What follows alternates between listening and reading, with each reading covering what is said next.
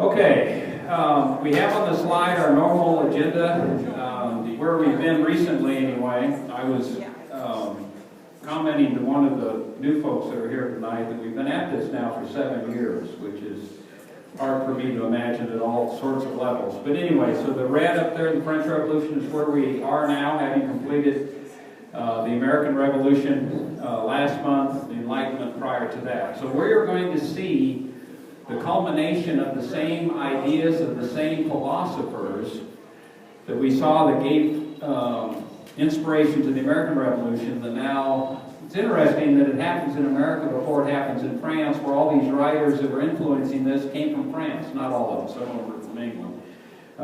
But it does happen in the United States first. Okay, so French Revolution. Napoleon is going to be the result of the French Revolution. The French want the same things we wanted, which was freedom from a monarchy and independence and a democracy. They didn't get either one, because we're going to see that they do free themselves of the monarchy for about 20 years, and then the monarchs come back again. And they are not going to get a democracy. So it's tragic for them, because one of the things I need to dispel today is that the French Revolution was not a romantic event. Some people our age have been built up over the years because of movies and media and that kind of thing, that this was this wonderful, glorious, romantic event. It really wasn't. And so we'll investigate that a little bit farther today. Okay, let's understand the structure of France, and this is key to understanding why the revolution gets started when it is. There are 3 levels of government, 3 aspects of government in France, and they are called estates. And the first estate had a membership of, well, they were considered to be the most important people in France. Now, you guys who have been here for a while, I'm not going to pick on Mike Burke too much tonight, but those of you who have been here for a while know that when we talk about Europe, we talk about one institution having more power than any of the other institutions during the Middle Ages and shortly thereafter. What institution was that? The church. So who is going to be in the first estate? Who makes up the first estate? The clergy does. All right? So the clergy, 1% of the population, about 130,000 people. They own about 10% of France. How many taxes do you think the first estate paid? 0. All right? They pay no taxes. So that takes us to the second estate. The second estate is going to be the noble class. So if you were born, happened to be born into a noble family, you were a member by definition of the noble class. 2% of the population. 300,000 people, 25% of France. How many taxes do they pay? 0. You start to get the drift here. We have a king and a queen who are a member of the noble class, who are spending money like it's made on trees. And you have a clergy who feels themselves privileged just because they're in the church. So this third estate is going to be who? Everybody else. So everybody else, 97% of the population is in this third estate. Now, you could be very wealthy. You could be a banker, you could be a lawyer, a doctor, business person. But you're still going to be in the third estate because you're not a clergy and you're not born to a noble family. But you are going to pay taxes. And up to 50% is going to be the tax rate. And you are funding the noble class and all of the frivolity that they enjoy. So it's going to be the third estate. So when we talk about the suffering in France, it's going to be these people who are suffering. There are going to be food shortages, there's going to be unemployment, and the hardships, whatever financial, economic hardships exist in France, are going to fall on these folks. The cartoon on the right, both of these cartoons, political cartoons, appear in newspapers in Paris. This one becomes notorious. It has the clergy, first estate, the nobles, the second estate, standing on the rock of France, being supported by the third estate. And that is expressed again in this. We have the third estate holding up France with the clergy and the nobility there at their side. And so from a pamphlet, political pamphlet, what is the third estate? Everything. What has the third estate been until now? Nothing. What does the third estate want to be? Something. So there's great agitation by these folks here. And they feel put upon, rightfully so, and it's just going to reach a boiling point, and that's what we're going to get to. So we have the continuing debt, especially started by Louis XIV. Remember we talked about him earlier in our sequence of events. He rules for 72 years. He's the one that built Versailles, so the opulence of Versailles is at his behest. So just the expense. Remember we said that Louis XIV never wore clothes twice?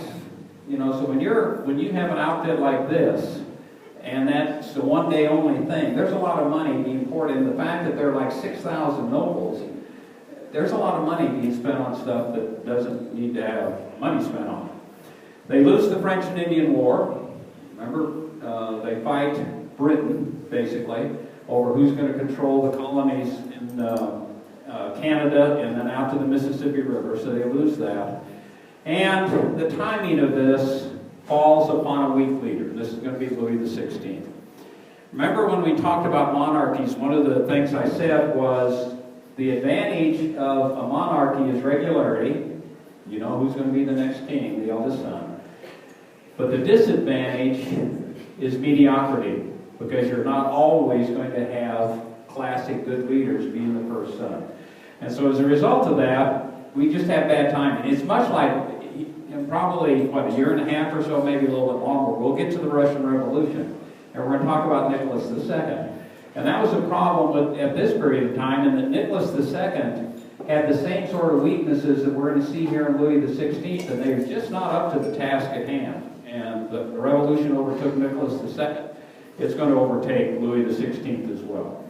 So as we go into the summer of '88, there's a drought that sets in. There's a very hard winter following, and so we get to the spring of 1789, and this unrest is just bubbling at the surface in Paris and then in the outskirts. So let's talk about Louis XVI a little bit.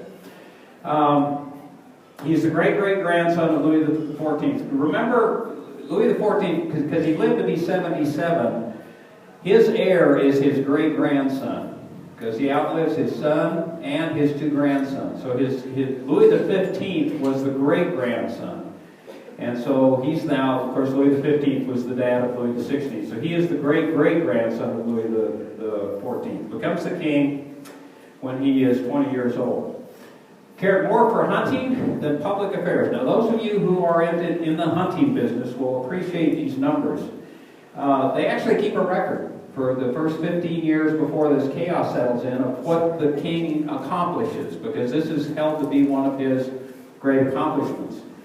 In those 15 years, he is personally responsible for the demise of 1,274 bucks stag. That's like 85 a year. How many can you take in Texas? One, right? So he gets 85 a year. And then they keep a record of everything else that he shoots. That could be rabbits, that could be pheasants, that could be ducks, that could be boar, wild boar, anything. And you do the math here, and this is, every single day he has to shoot 45 things. Every single day for 15 years he's got to shoot 45 things. So that's how avid he is about hunting, and not so much the affairs of France.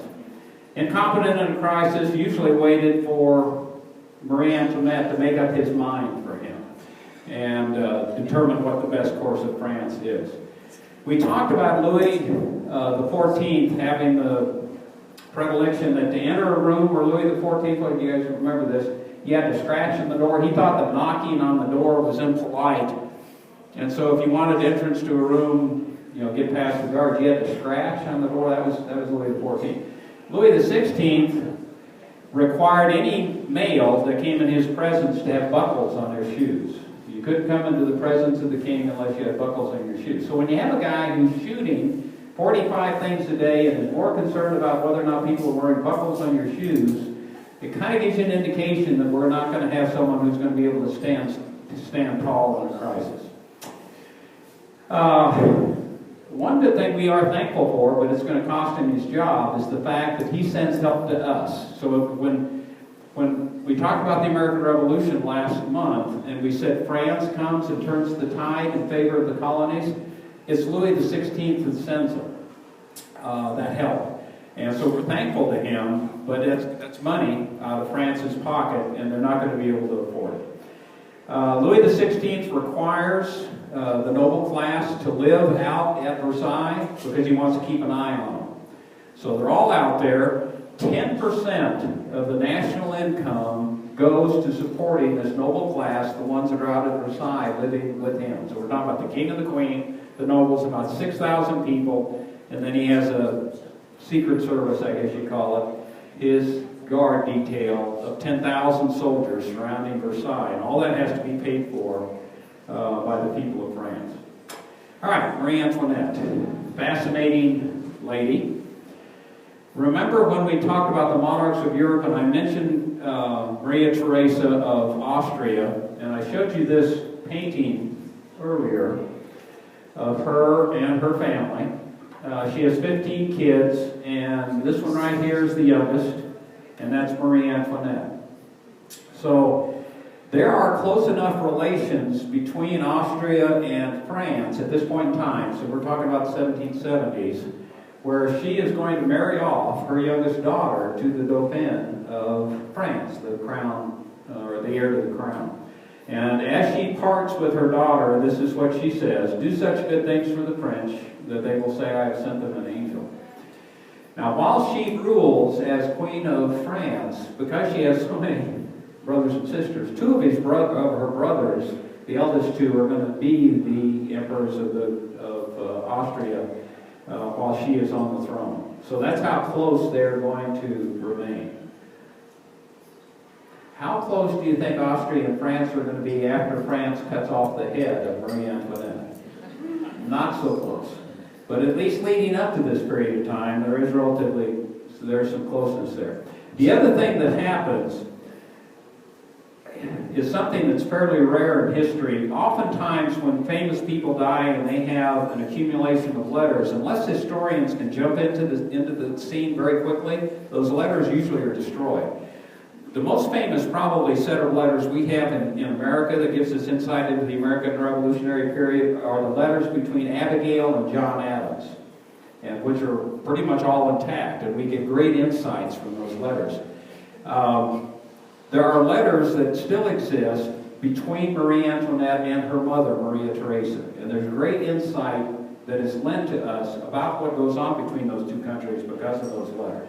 And I'll get to one aspect of that here in just a second. All right, she gets married at 14. The Dauphin, Louis, who will be Louis XVI, is 15. I don't know what you were doing when you were 14 or 15, but it probably wasn't getting married, so you just put yourself where you were at 14 and 15, and you're now married. By proxy, that means that her mother wanted to see the marriage. She's not going to Paris to see it, so she wants a wedding ceremony in Austria. So the French send a diplomat to stand in for Louis XVI so that they can have that wedding in Austria and then in Vienna, and then she's shipped off. And it only takes 57 carriages drawn by 336 horses to get her meager belongings from Austria to France. So we already know this is what we're dealing with here when we talk about her. She's been portrayed in movies a lot, obviously, just because she's famous. The most recent one is Kirsten Dunst, who played her in a movie 10 years ago or so. So you'll see another picture of her here in just a second. That's her bedroom. Now, I know all you ladies, your bedroom at home looks exactly like this. But this is this is what she's accustomed to. And this is what the French people, of course, are paying for. All right. She will be blamed for the court's waste because she is a foreigner. She's given the nickname in the press, that Austrian woman, to emphasize that it's probably not good old Louis XVI that's causing these problems. It's got to be this foreigner. And so she gets a lot of the blame. The press places a lot of the blame on her. She had a weakness, predilection for gambling. The nobles love to gamble with her. She is known to lose at least $1 million a year. And whose money is she losing? The people's money. And so she doesn't care. And again, part of the problem. This quotation, all right, is attributed to her. It comes from what we are led to believe is that she attends a meeting of counselors with the king. And the king asks the very poignant question, why are the people in Paris so upset? And they are told that they have no bread, or he is told they have no bread, because bread is the staple food, and that means if you got no bread, you got nothing. So you're not eating anything, so you got no bread. Well, the queen, supposedly, in her naivete, thinks that everybody lives like she does, and they have a cupboard for bread, and they have a cupboard for cake, and they have a cupboard for all the other types of food. And so if the bread cupboard is out, you just simply go to the next cupboard and get the cake that's in there. I mean, why are you going hungry? You've got cake right next to this other cupboard. So this is put out in the press to get the people more and more upset with her, and the fact that she has completely lost touch with the people of France, especially the ones that are in trouble. Actually, the Spanish bride of Louis XIV said this about 100 years before. But the press pick it out and attribute it to Marie Antoinette, and of course that gets people more and more upset. So this cartoon, so there's Kirsten Dunst in the movie as she is portrayed in this scene, supposedly, where she says, let them eat cake, and of course she's got cake all over the place here. And then another little cartoon, well, isn't it better than not letting them eat cake? Of course, as she tries to rationalize that quotation. What's the queen's job? Not any kind of baby. What kind of baby? Male heir. Heirs and spares, right? That's why Princess Kate is doing such a great job in England. All right? Heirs and spares. Great pressure on her. Here she's that foreign woman, and now her job is to produce an heir. And even more pressure on her because the king's brother gives birth, a younger brother, as his wife gives birth. So there are some heirs out there, another branch of the family. For 7 years, there are no kids. Well, actually for 9. But we think it wasn't her fault. That it fell directly into Louis XVI's lap, so to speak.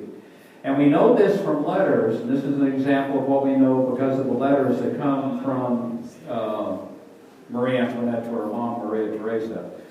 That Louis XVI had a physical problem that made it painful for him to have an erection. And as a result, he wasn't interested. And so for these 7 years, the press is pounding on her to have a kid, have a kid, have a kid, and it's not happening. So finally, Louis XVI has a medical procedure that supposedly relieves this, and so she is then free to have a birthing record, because this is very important for the queen. All right, so she gets pregnant, and her first child is a girl. Oh, too bad. Doggone, another girl. Jeez. So then she gets pregnant again. Gives birth to another daughter, who then dies. So she is about ready to be run out of the country. She gets pregnant a third time and gives birth to a finally. All right, so she has one son and then a second one. And then she has 2 miscarriages. So that's her birthing record. Is pregnant 6 times and ends up with a daughter and 2 sons. So as you look at this painting, Marie Antoinette, this is the daughter, Maria Theresa is her name, and they have the older son and then the baby. So this is Marie Antoinette with her family in the around 1790, 1787 maybe. So just keep this in mind right here, because this is going to come into play later as we get into the Revolution. All right.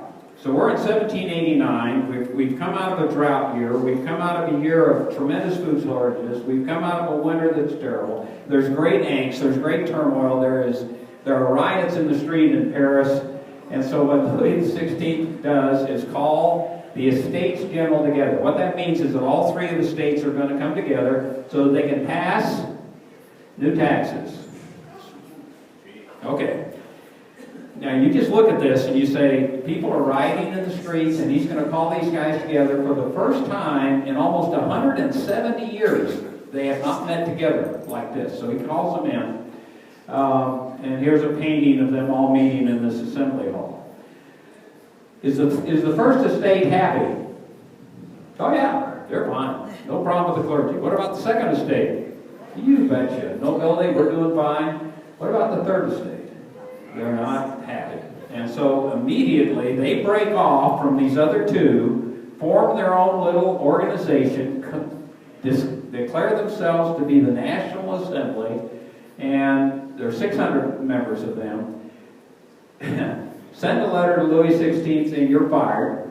All right, we're going to choose our own leader now. And so Louis XVI's response to this is he sends the army in the middle of the night, locks the doors on the assembly hall so that the National Assembly can't meet, and then stands there and says, you guys, and when they show up the next day, he said, just go home. Well, they don't go home. They go to a tennis court. Now, don't think about these kind of tennis courts. Back then, tennis was played mostly indoors, kind of like on a handball or a racquetball court. So think big racquetball kind of court, if you think. So they're in this tennis court. They meet, and they basically say, we're not leaving until Louis XVI, you approve a new constitution. And so this goes to Louis XVI. Unfortunately for Louis XVI, while this is going on, his oldest son, 7 years old, dies. So here he is in the midst of a huge crisis.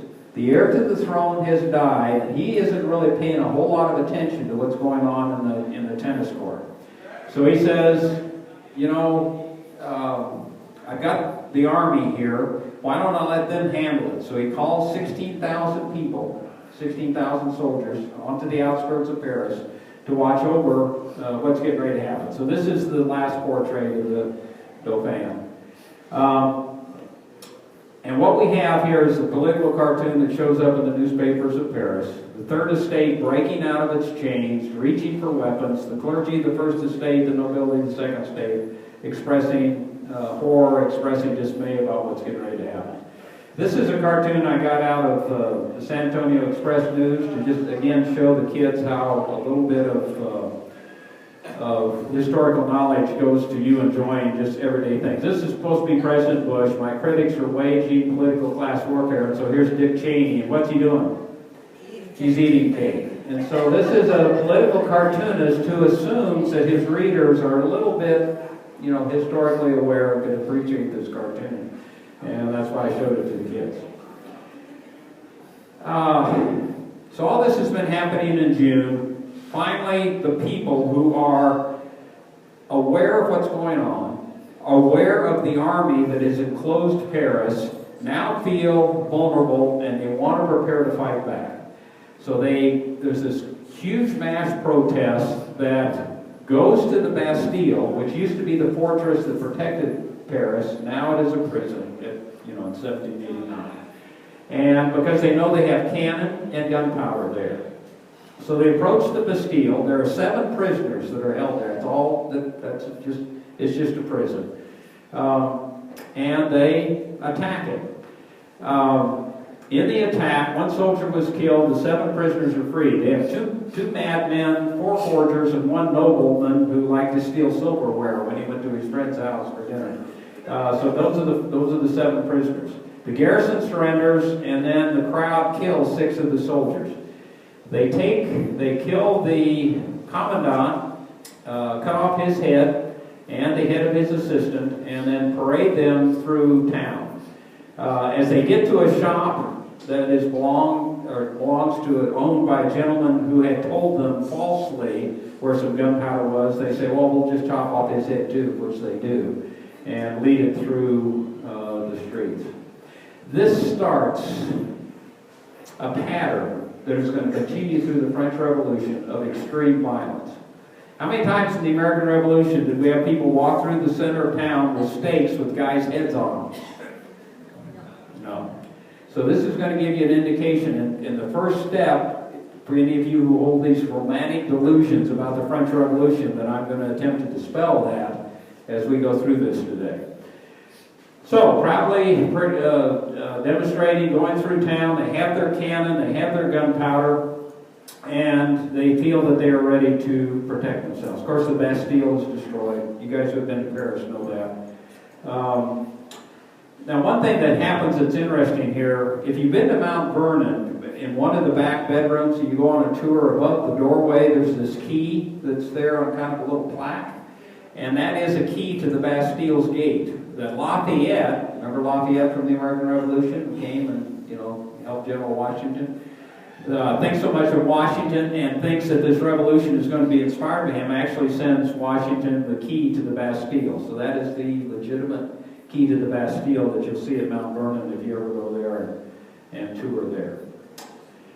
Okay, so you have all of this violence now that's starting to happen in Paris, and the people in the countryside start to say, you know, I'd like to think this is going to be a city event and we're not going to be a part of it, but the problem is we think the nobles out in the countryside are going to start to retaliate against us out of fear that we may arise. So the best defense is a good offense. And so what the peasants do is they rise up. They say the nobles are going to come after us eventually. Why don't we go after them first? And so it causes the immediate reaction to what happens in the Bastille happens in the countryside. And it's called the Great Fear. And it's the noble class being basically chased away in fear of what's getting ready to happen to them because the peasants are rising. So what do the nobles do? They leave. Some of them go to England, some of them go to, not all of them, but you know, enough of them to cause financial problems for France because, you know, even though they're not paying taxes, there is financial support that comes from there.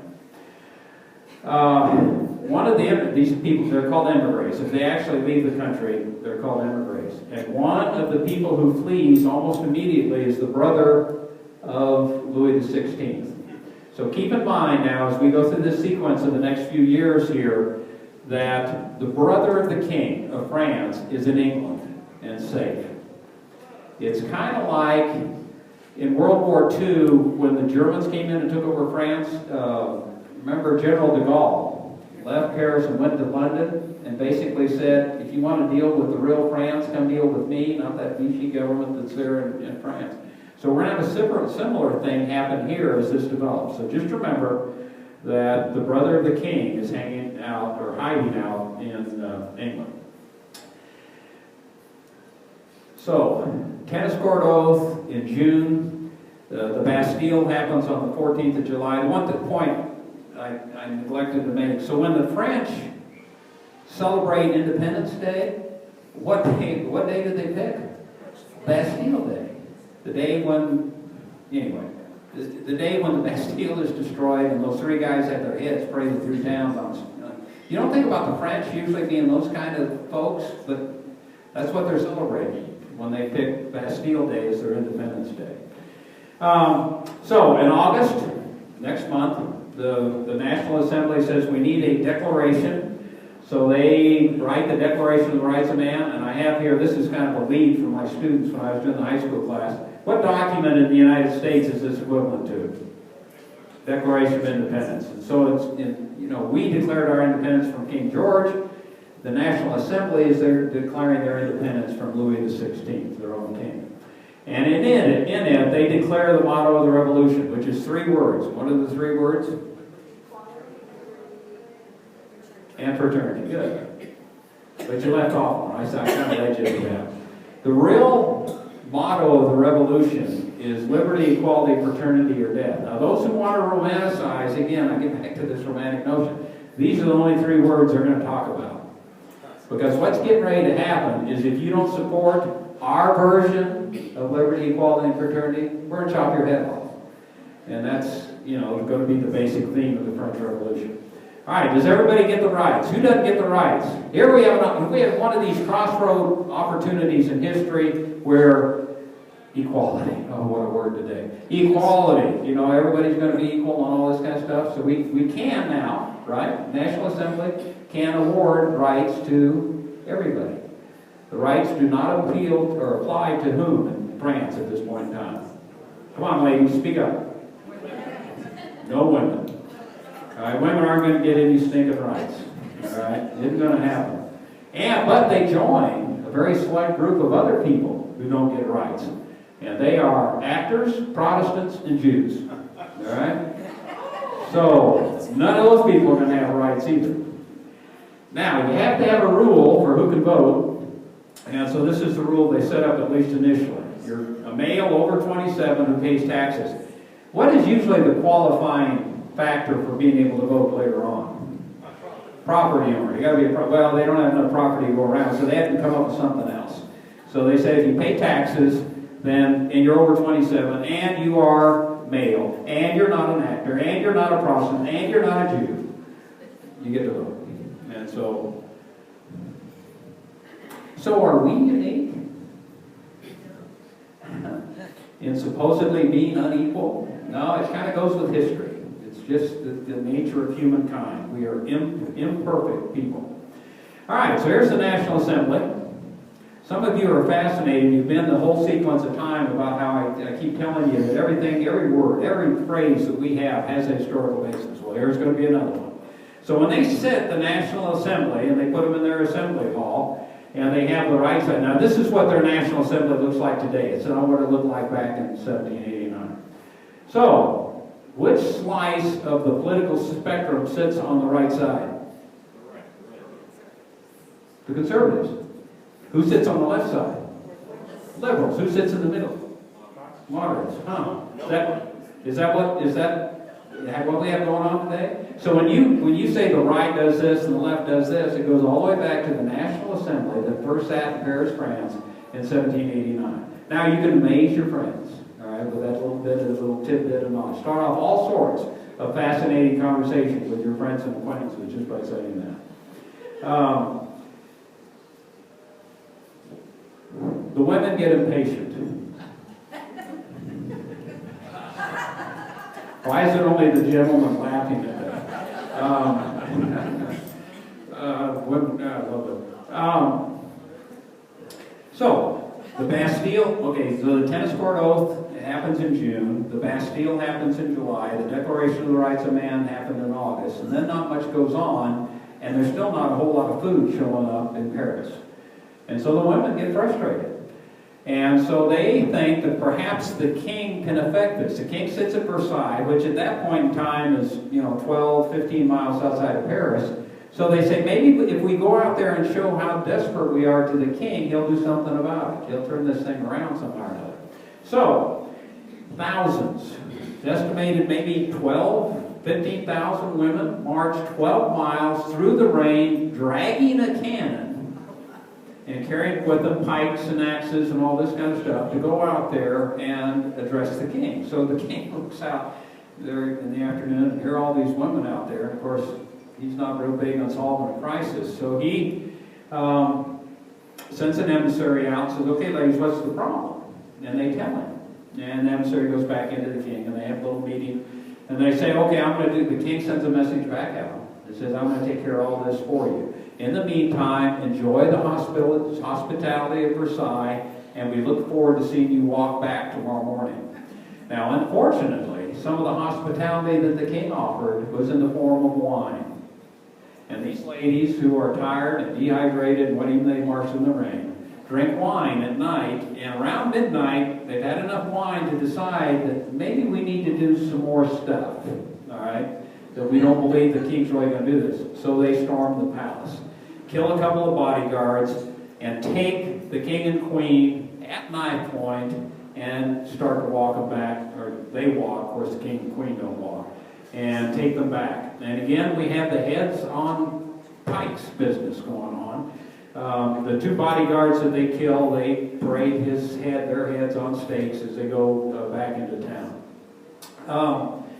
So 150 members, royal family, they go on, they put them in a hotel first, and then they put them in the Tuileries, which was an old palace that used to exist in Paris. Lafayette commands the National Guard that protects the king and the queen while they're in this hotel. So what we have so far, as I said, National Assembly in June, tennis court oath in June, storming of the Bastille in July, Declaration of the Rights of Man in October. So about a year and a half, takes them about a year and a half later, they actually implement the new Constitution. After about a year and a half of being held in captivity, the king and queen try to get away. They try to escape.